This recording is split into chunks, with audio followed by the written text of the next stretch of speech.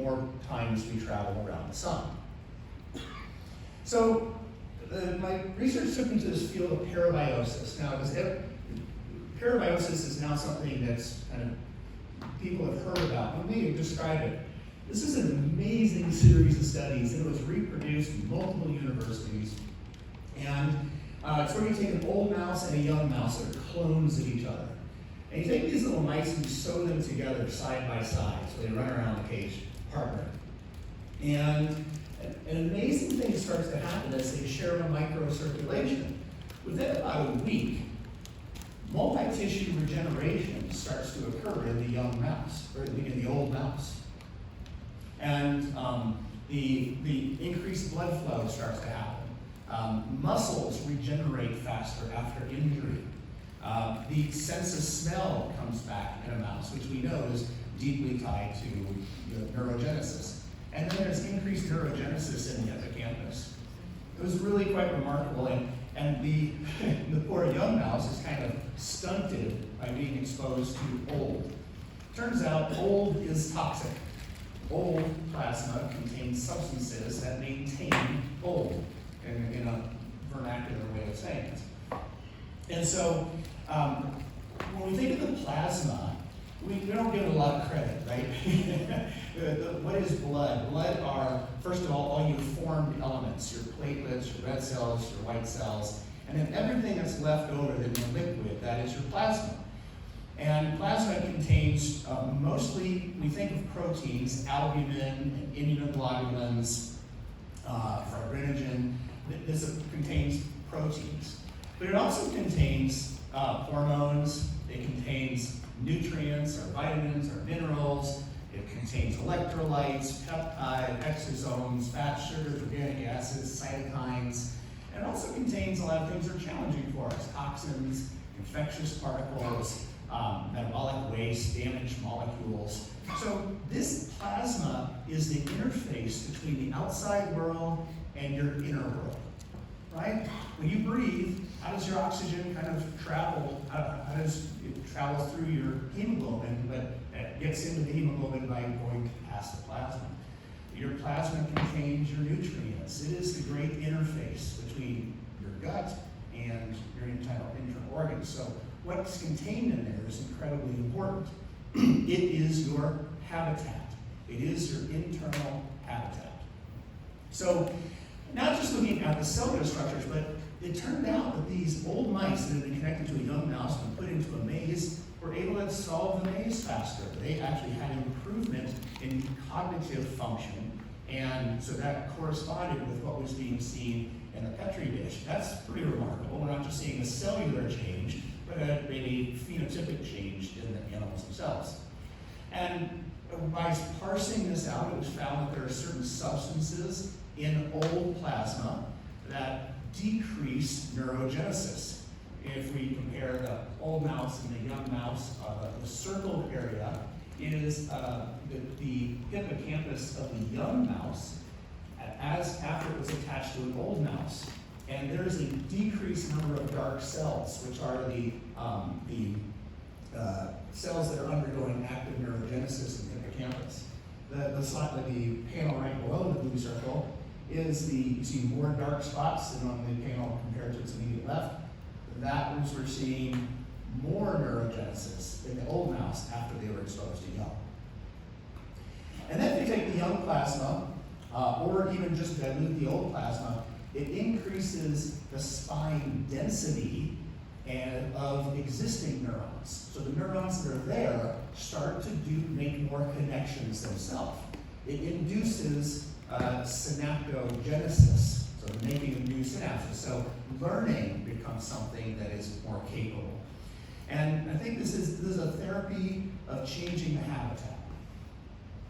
And it was also interesting to note in these mice that had this parabiosis is that there's a lot of remodeling done in the microcirculation.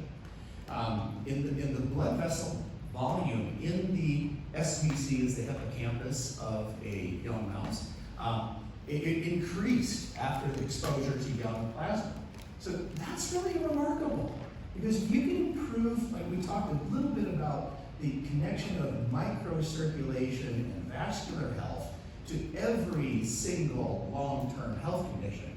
If we can improve the amount of capillaries that are there, you're going to have more ability to deliver nutrients, more ability to carry away waste, in essence, more ability to do the stuff of life. So clean plasma causes multi-tissue regeneration. Here's a summary of some of the highlights. In muscle, when muscle's injured, it recovers from injury faster, and it makes more muscle. In blood vessels, we've already talked about there's a higher microcirculatory density, so more capillaries being able to do their work, and faster healing after injury.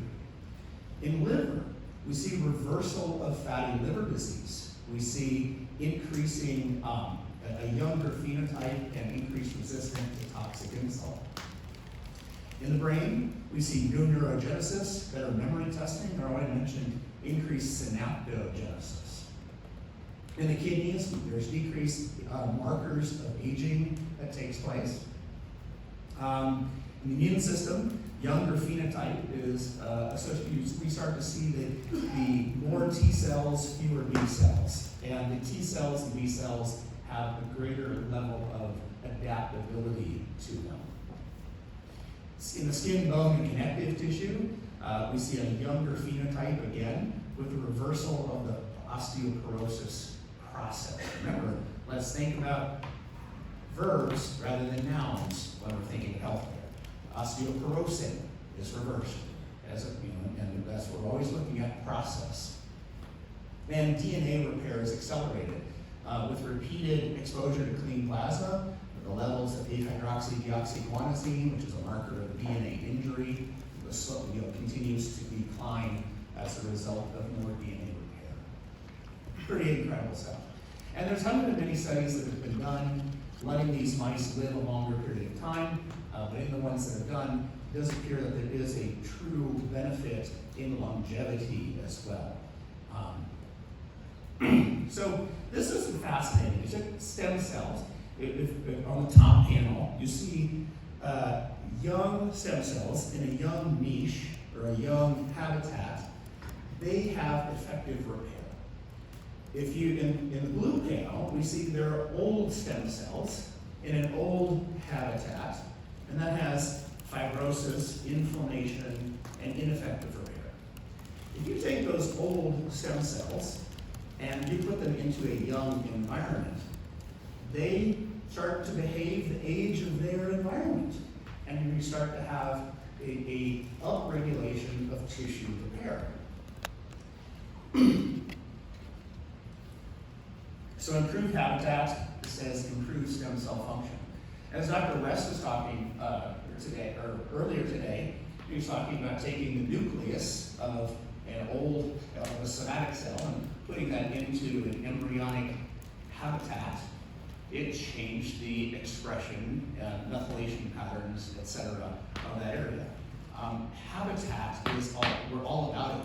When we think of lifestyle, what are you doing when you're eating well and you're drinking clean water and you're breathing clean air and you are, being among people that you love, in connection, community? You're treating your habitat, right? Taking note of what are the electrical influences around you, the energetic influences. That's habitat. And we respond? Aren't you different as a result of being in this habitat right now? Isn't that interesting? We are so influenced by our habitat on a microstructure all the way to a macrostructure. Excuse me. Can I get some water? Thank you. But aging, let me refer you back. My view is more degeneration than regeneration in a time period. Oh, you're amazing. And hydrogen, too. Like aiming for the wind.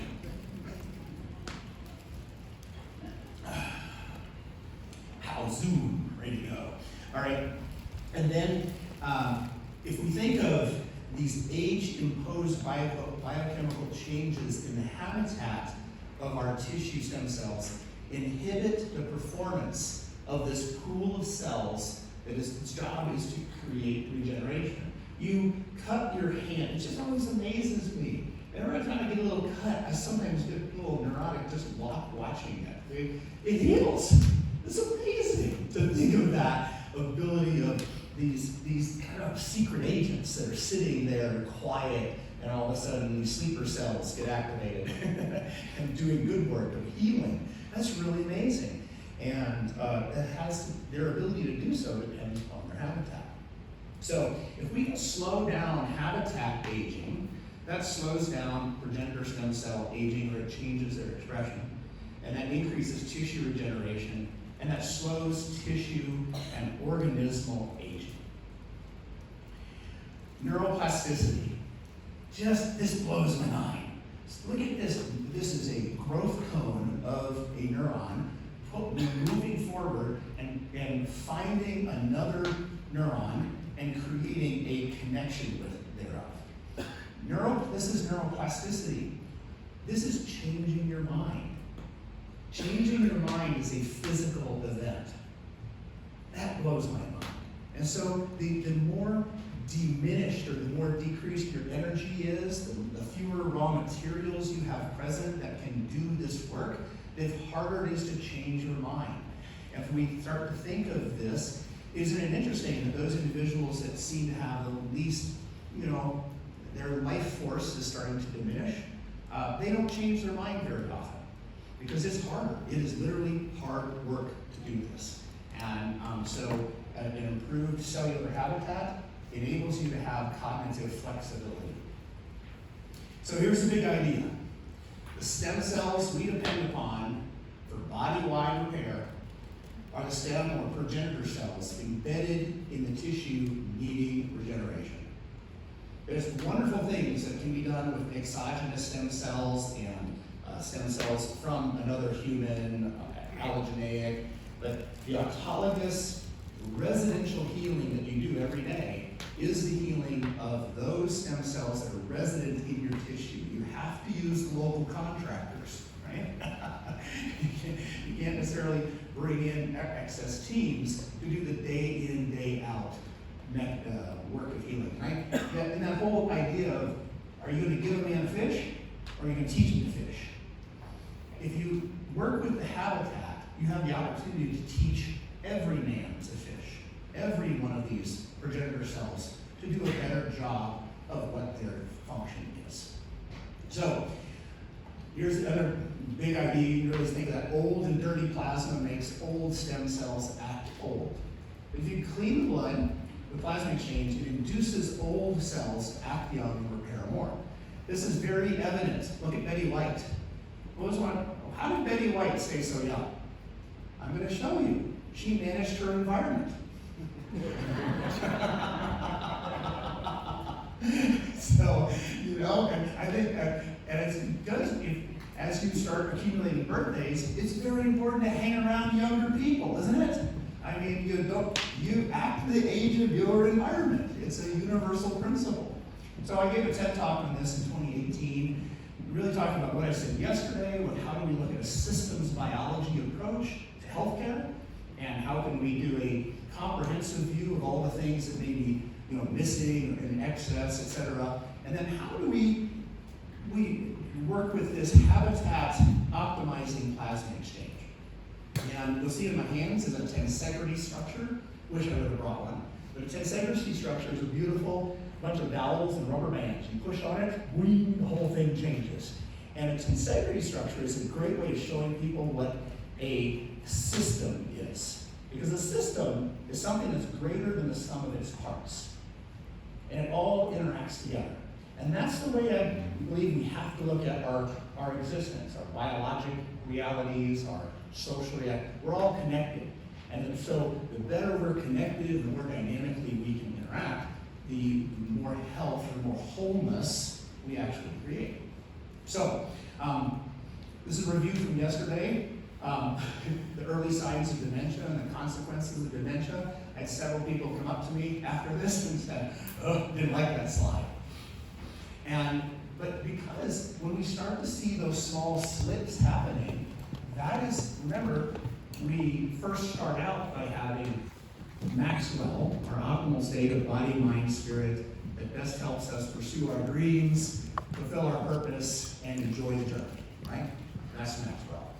Anything less than that, we start getting silent dysfunction, then we get symptomatic dysfunction, then you start going on into degeneration. So symptomatic dysfunction, symptoms are your friends. Symptoms are there to keep you from having more profound injury and decline. We want to pay attention to the subtle things. And even better, let's pay attention to the markers of those dysfunctions before we actually get to a symptomatic phase. Right? So, but there's hope. Another big idea, the body is designed to heal. This is what our progenitor cells, our stem cells are doing every day. And aging does not equal dementia. I love this. This is Grandpa, the man, the myth, the legend. This man in our practice is just known as Grandpa. And he's a wonderful character, 91 years old. And he's having plasma exchange here. We'll hear from Grandpa a little later. But anyway, elders, the wisdom of elders, the things that can only be learned through the accumulation of years.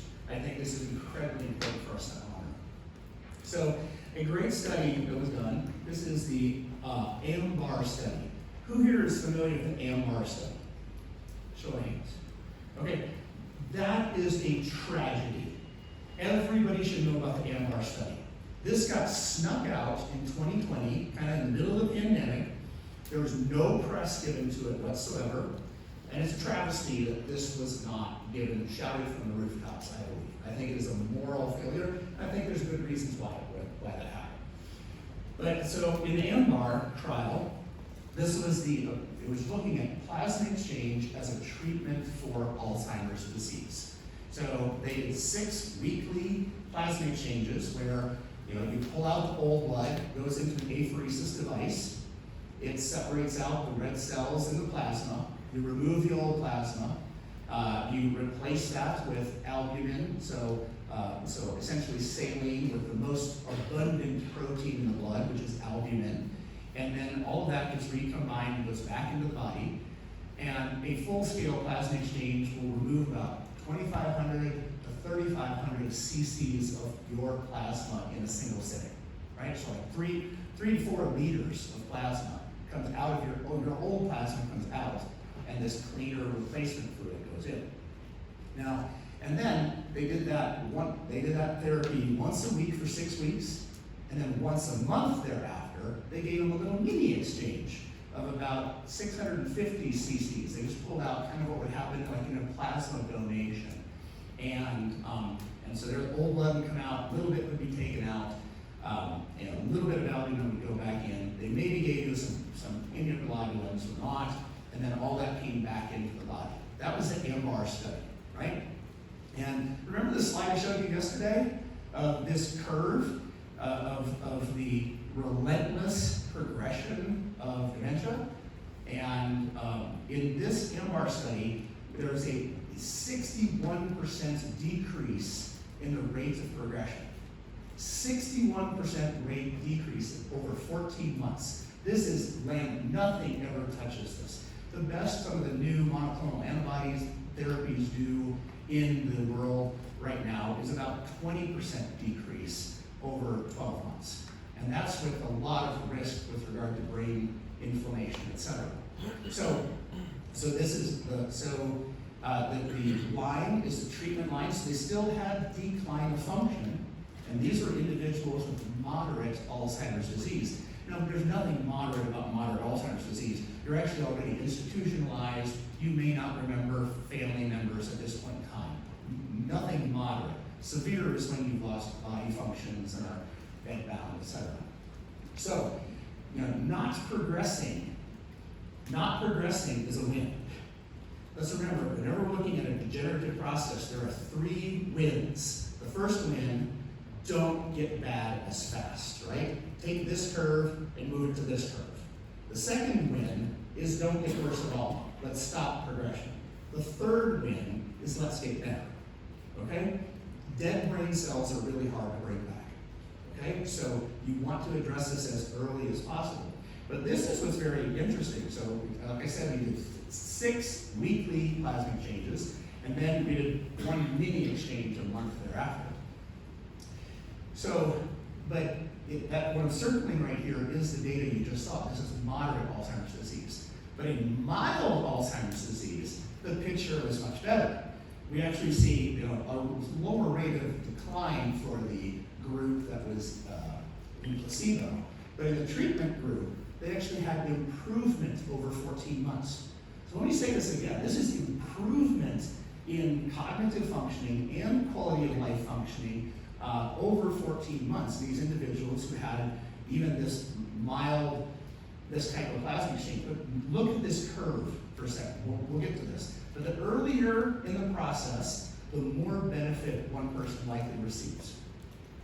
And so we have a lot of proactive patients seeking us out for longevity promotion way before degeneration has accumulated.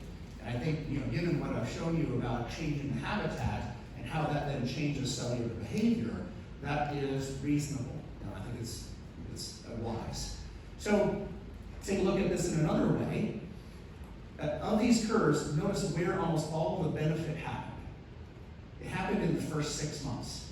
And the best that was able to happen says there was actually improvement in function in moderate Alzheimer's disease from baseline to 6 weeks when they were getting weekly plasma exchanges. And then they kind of trailed off. In the mild Alzheimer's disease, almost all the improvement happened that first 6 weeks, and then it just kind of didn't progress on. Dose matters, frequency matters. And this is one of the things we're really ferreting out at our center and trying to understand what is the right dose for the right person at the right time, given the particular indications, goals, and situations. So most benefit occurred during weekly plasma exchanges. More frequent, higher volume plasma exchanges is better than less frequent and lower volume. Another study, so they didn't just measure cognitive function. I can go through a whole bunch of different cognitive functions. They looked at CSF amyloid beta. And what's interesting is with amyloid beta, it's these little monomers, and they will aggregate together. As long as they're amyloid beta, 40 or 42 monomers, and they're soluble, they float around, they'll go out of the brain. That's not as dangerous as when they start to aggregate. That's when you start getting amyloid plaques. So when we see here, the blue is placebo, and the plasma exchange treated is the almost non-existent orange. What we saw here is that the number of these monomers went down in the placebo group, meaning more of them were aggregated. And so we saw, so this is a normalization of amyloid beta, as we should see in the CSF. Likewise, with phosphorylated tau, we saw the opposite happen. There was more phosphorylated tau in the placebo group, because this is more of an, so that corresponds with benefit. And then there also did PET FDG scans on these patients before and after. What is the metabolic activity of the brain like? And there was less metabolic decline in the patients that got plasma exchange than the individuals who had placebo. So this is looking at the macro level. This wasn't, you're just looking at, I was looking at symptoms, at function, at biochemical abnormalities, and now metabolic. Pretty convincing set of data. And so I do want to just say that one of the reasons that this didn't get a lot of, the neurologists don't want to say it's a significant study because of the 6 endpoints. They had declared 2 of those as primary. All 5 of them reached statistical significance. One of the primaries had a p-value of 0.06. And so as a result, because they're pre-declared endpoints, they said this was not a significant study. However, it is the largest plasma exchange study ever done. This was done on nearly 500 people. It's a multinational, multi-center, multi-academic trial, placebo-controlled trial. And it's going to be very hard to replicate this because it's incredibly expensive and time-consuming to do. And there's no drug company that sells albumin as a patented, protected component. So to get the funding to do this again, which we're actually attempting to do, or it's one of the goals of our center, is to help continue to push forward the science so that we can really know what is working where. But it's a travesty that this happened.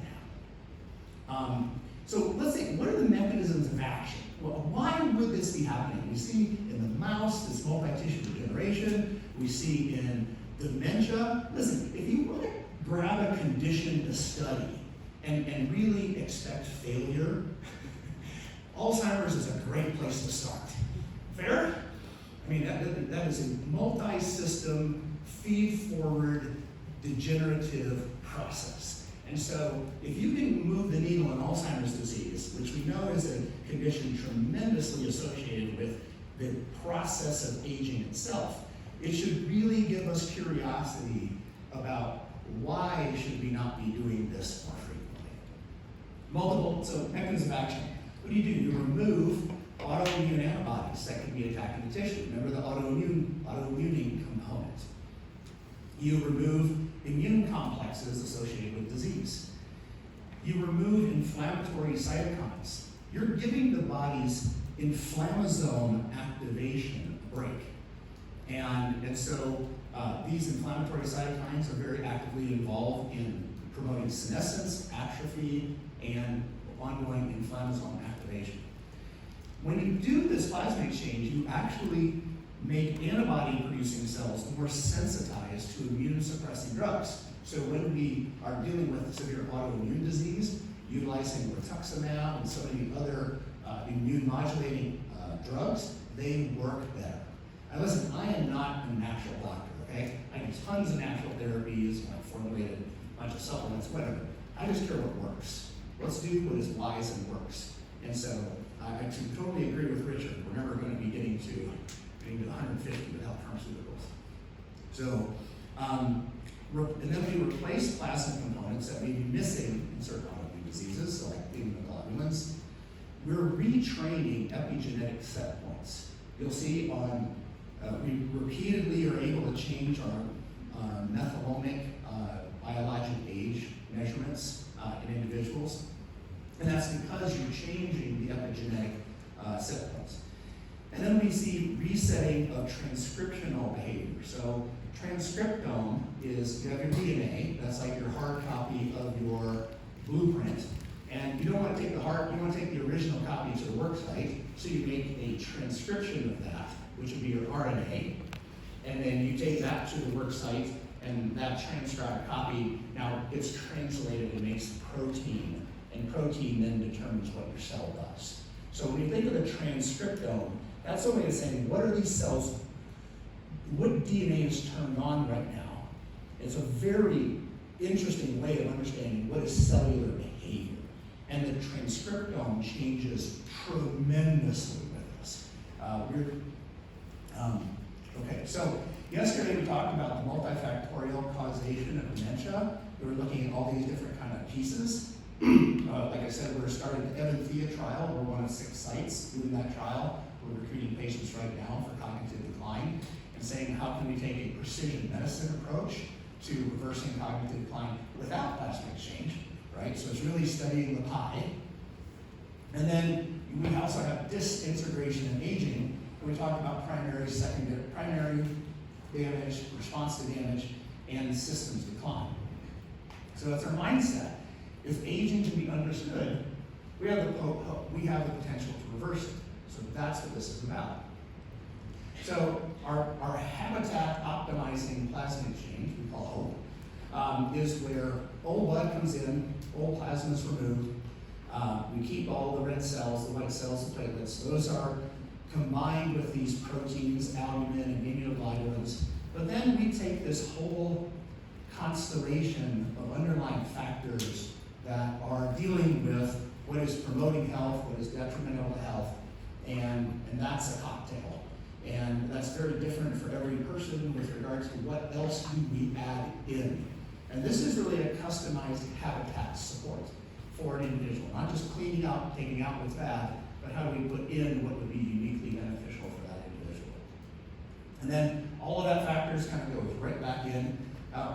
There's a lot of customization customization of that process. So, but I want to go back to these systems of disintegration and aging, and let's think about why plasma exchange might be useful. So in the primary damage, we know the first thing that happens, we get macromolecule injury, right? Proteins get oxidized, fats get bent, there's debris that builds up. Well, plasma exchange is removing 3 to 4 liters of that debris. Okay, fair? What about genomic instability and cellular immortality? Well, I've already said that we have an upregulation of natural killer cell function after plasma exchange.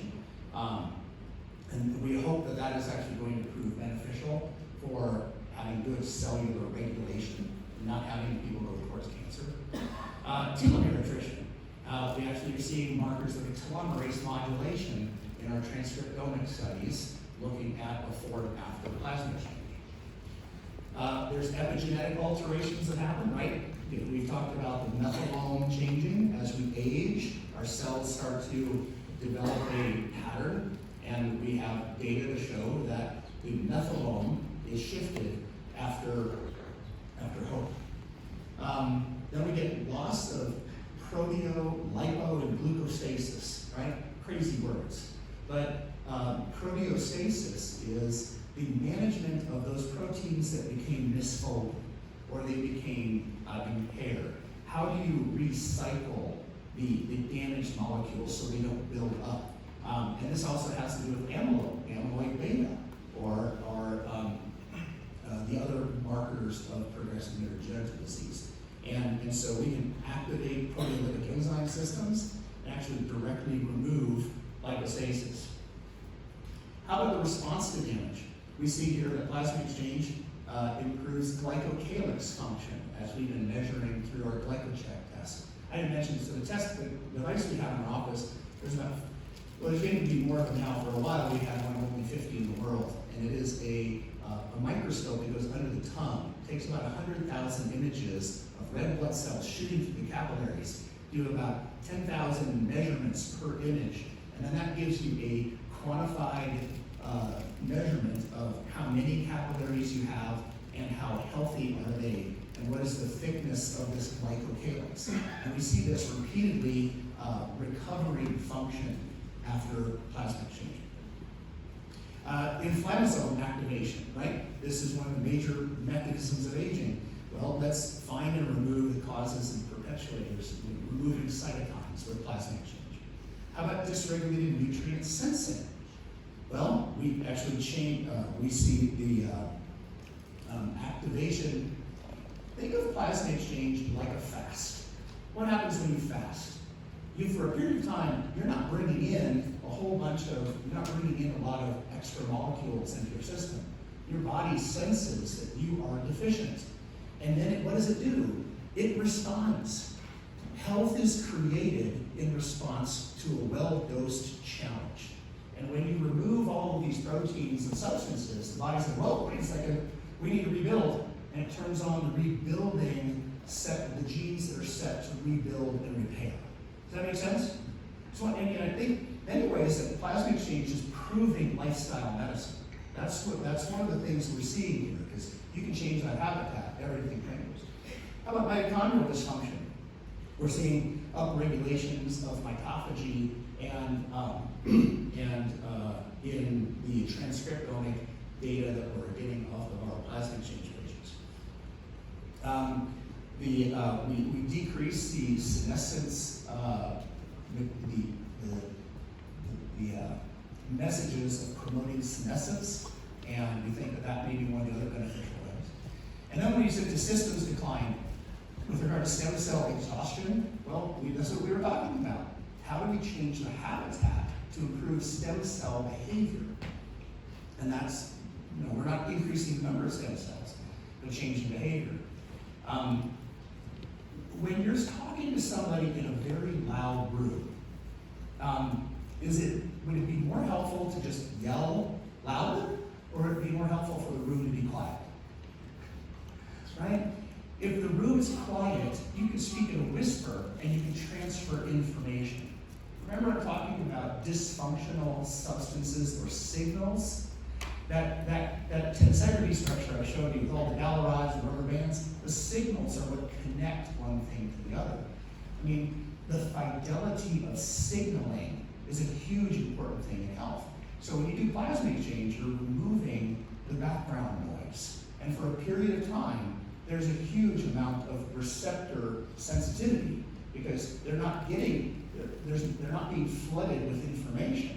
And so you can actually have receptors being upregulated and being available to have more signal fidelity occur. Very interesting. How about atrophy? So we've seen, well, look at all the studies with the mice. We're now working with the human data on the lower bit. We see that improving. We are removing misfolded proteins. When you have a dysfunctional microbiome, why is that a problem? Because you're having a substantial, the effluence of that microbiome is a bunch of information molecules that are bathing over your cells, and you get a break from that. So you're changing your exposome, not changing the microbiome that we know of yet. We have another study going on that to see how we change the microbiome by just doing a H.O.P.E procedure. And then, by treating these multiple underlying causes simultaneously. Remember, one of the big problems of aging is if you have multiple systems dysfunctioning, and now those dysfunctional systems interact together, it creates a feed-forward problem with decay. This is why aging is an exponential problem. It's not a linear problem. And so if we can address multiple things simultaneously, so this is why I'm super excited about this. Because logically, and as we get more data, this makes sense.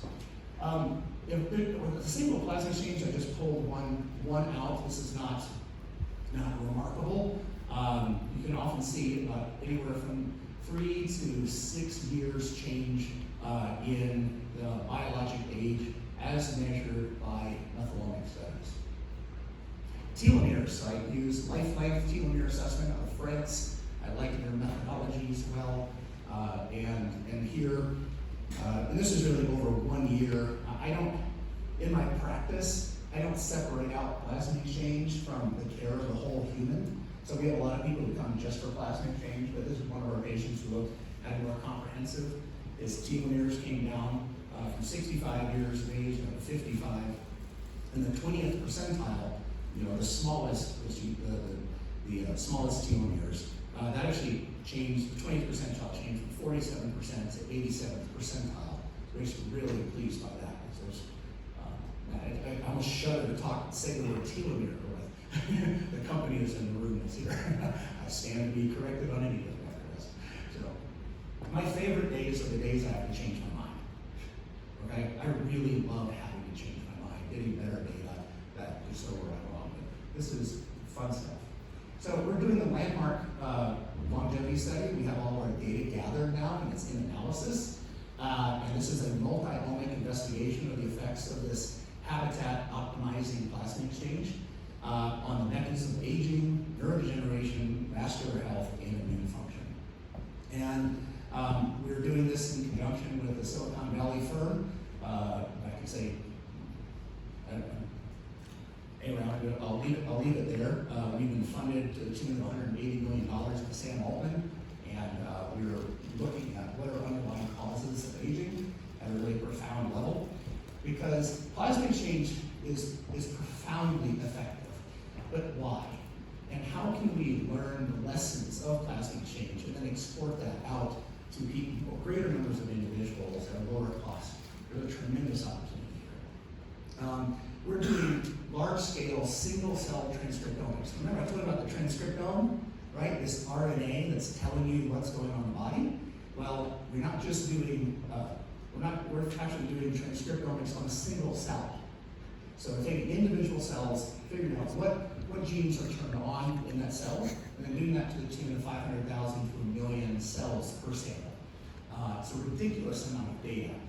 But we're going to start to sort out not just what is the general effect, but what is a very specific effect, and how does that change from individual to individual, and how do we modify that to the best degree. We're doing volumetric MRI, quantitative EEG, said this glycocheck testing, OCTA, which is a retinal scan that we can look at your neurologic tissue and vascular tissue in the back of the eye to see how do we actually change the tissue with our various dosing strategies and such. And I would encourage you, please don't share any of this data, okay? Especially what I'm talking about in our regenerative studies. I'm sharing this because this is a private crowd. I just really would like your commitment not to share that data because it is embargoed at the present time. And so just we're trying to do this right and not. But I was sure that I could speak confidentially here. So it's very exciting and it means something to those of us who are trying to actually change the process here. So, and we're so we're going to provide some real precision guidance with regard to the dosing, the frequency, and the types of adjunctive support that may be beneficial for individuals. One of the pieces that's been remarkable is to see, so we have thousands of mice that are going through these procedures at the same time I am working with humans. And some of the data we're seeing on mice is like with a single plasma exchange, we're seeing the ramifications of these microglia recover. And so, and it turns out it's lasting way longer than we thought it was going to. That's so encouraging.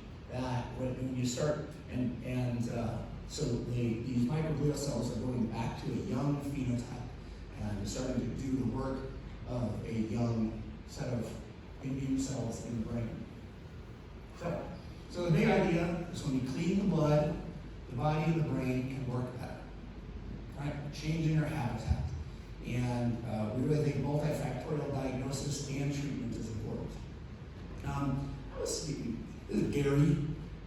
Gary was a really interesting guy. He came in and said, listen, he was concerned. He was told he has ApoE44. His memory has been declining. He was becoming irritable. And he said I was frustrated. He wasn't performing well at work. He flew off the handle. Things didn't bother me before. Because I have a family history of Alzheimer's, I knew these were early signs of the disease. He actually had clear mild-cognitive impairment.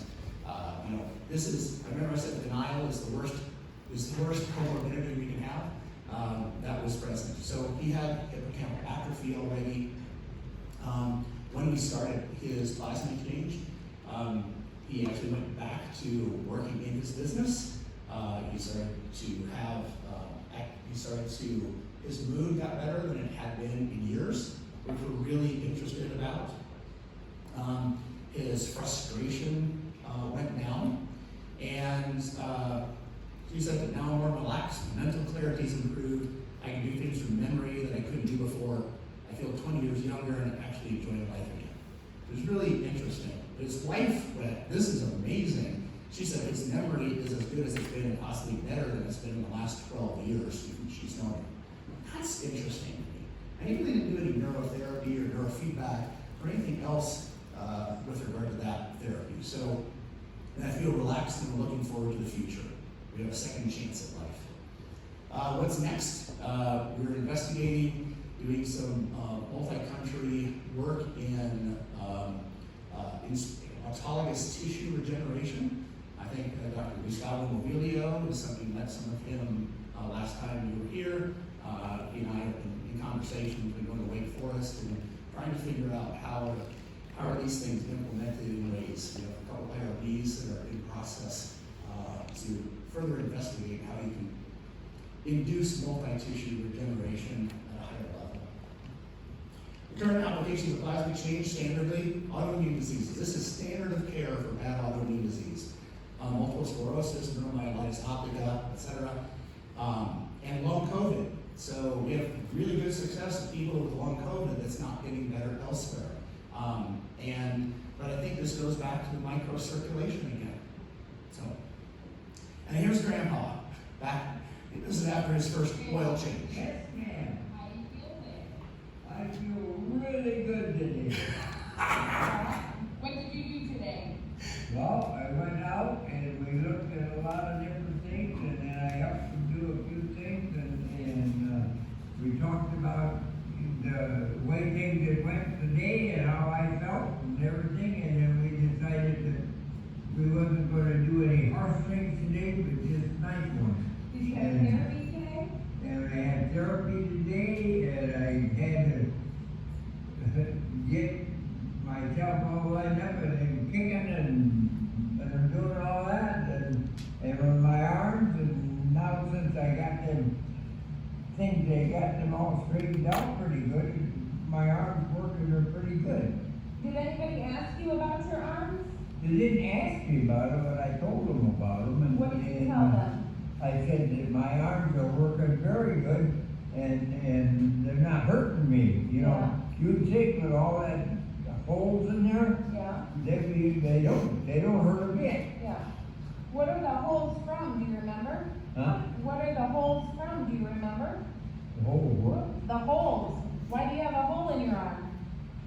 Well, that's where they put the needles. Yeah, what were they doing with the needles? What were the Yeah, needles the for? big ones, they had 3 different ones in there at one time. Right, and what did they take out of your body? Blood, And what did they put in? some kind of plasma, I think it was. Right, and what is that like? Is that like an oil change in a car? I think it probably, yeah, well, or even better, if that's what caused me to feel so good today, then it did a miracle. Yeah. Did you sleep good? Yes, I did, Are very you- good. Are you extra feisty today? Probably. So Grandpa had improvement in his vision. He was able to read a magazine and see the pictures and actually read for the first time in about 10 years. He was able to hear individuals, came asking. That was incredible how he could hear the individual was there. His mood improved. And that's a hyper response. Okay, let me be really clear. That's not people coming in plasma change. We're helping cellular health. But the fact that anyway, I wish we could have had a before video of Grandpa because his life just perked up, and that's at 91. So there's some acute effects and late effects. So here are your takeaway points. Seek quality of life and length of life. Honor eldership, that measuring aging. Honor the brain, measure all things brain. Seek underlying causes, emphasis on the plural of those causes. Replenish, remove, retrain, repair, on plural. Never give up hope, it all matters. Seek clean blood for healthy brain, happy stem cells, a long, vibrant life, and be MaxWell. So, thank you for your time.